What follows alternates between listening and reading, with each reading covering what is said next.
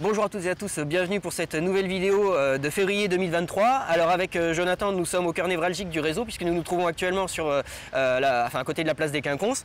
Et nous allons aborder plusieurs thèmes, ça va être une grosse vidéo, mais des thèmes très importants. Alors je vous l'ai dit vite fait, les chiffres de l'entreprise, la réforme des retraites, le focus sur les demandes de permission au bus et au tram, que ce soit en semaine ou après pour les week-ends, le point sur l'évolution des mesures sanitaires dans l'entreprise, il y a une certaine évolution par rapport au Covid, l'extension de la ligne A du tram vers l'aéroport, la présentation de l'enquête accessibilité des salariés et, comme d'habitude, les activités sociales et culturelles de l'entreprise à la fin de cette vidéo. Commençons par le premier sujet. Donc, concernant les chiffres de l'entreprise, nous avons pour habitude de vous donner les chiffres pour leur évolution et pour justement comprendre ce qui se passe au niveau des effectifs. Donc il y a aujourd'hui 2795 salariés dans l'entreprise, dont 1827 effectifs présents à la conduite. Il y a 47 CR tram, 11 CR contrat pro et apprentis, 47 PMR, 278 ouvriers, 74 employés, 459 maîtrises, 67 cadres, 2515 temps complet, 150 temps partiels dont 113 conducteurs-receveurs, 114 contrats suspendus dont 93 hors effectif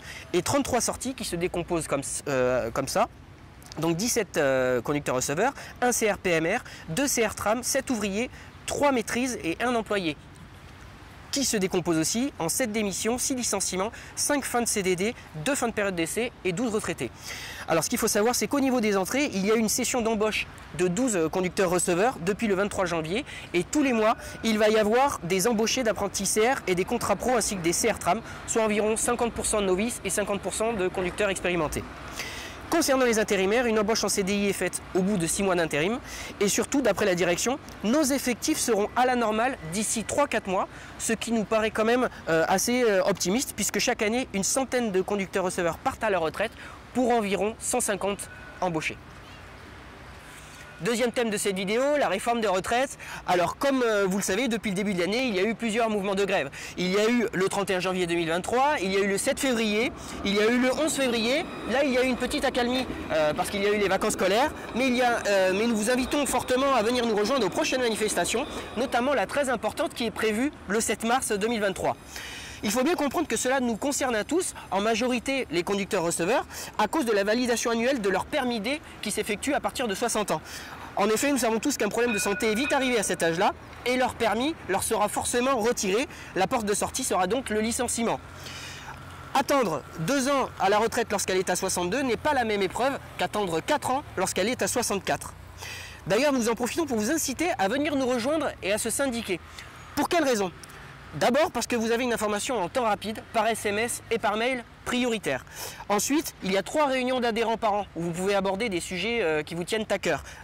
Il y a l'affiliation à l'AFOC, c'est une association de défense de consommateurs.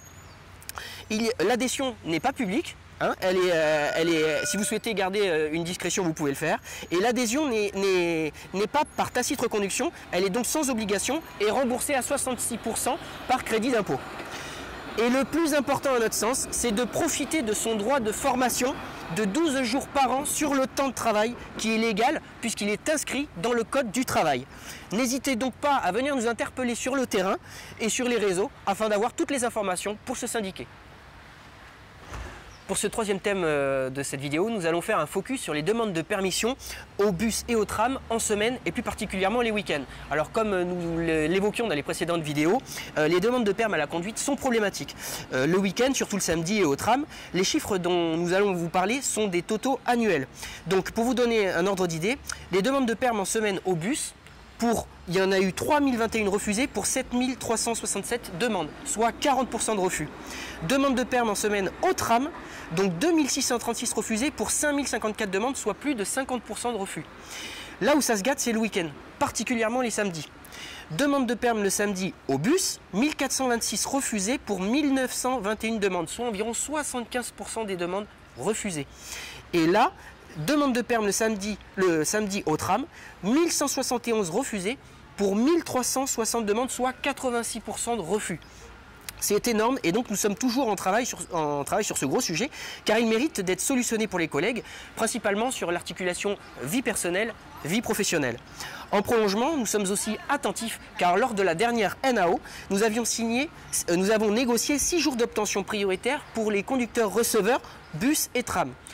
Nous sommes aujourd'hui fin février et la direction n'a toujours pas réussi à mettre en place cette organisation.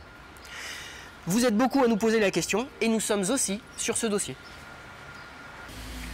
Alors pour ce 4e point de cette vidéo, nous avons tendance à l'oublier mais le Covid est toujours présent. C'est la raison pour laquelle nous faisons un point sur l'évolution des mesures sanitaires dans l'entreprise parce qu'il y a eu certes un assouplissement des règles de lutte contre le Covid, mais l'application des gestes barrières est toujours d'actualité. L'entreprise n'a pas fait de stock de masques et la distribution sera donc faite jusqu'à l'épuisement des stocks.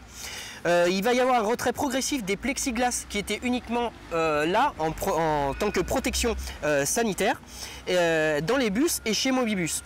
Donc il y a le maintien des distributeurs de gel dans les bus et trams, mais au vu de la faible consommation, la question va être posée à Bordeaux Métropole pour savoir si on continue à ravitailler ces distributeurs.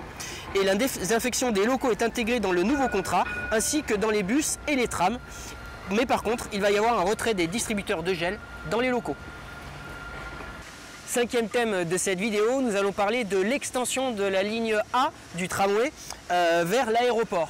Alors c'est un gros projet puisqu'il est évalué à 100 millions d'euros pour 5 km de ligne d'extension avec 5 stations supplémentaires qui seront l'aéroport, Caroline-Aigle, Castéra, Chemin-Long et Mérignac-Soleil.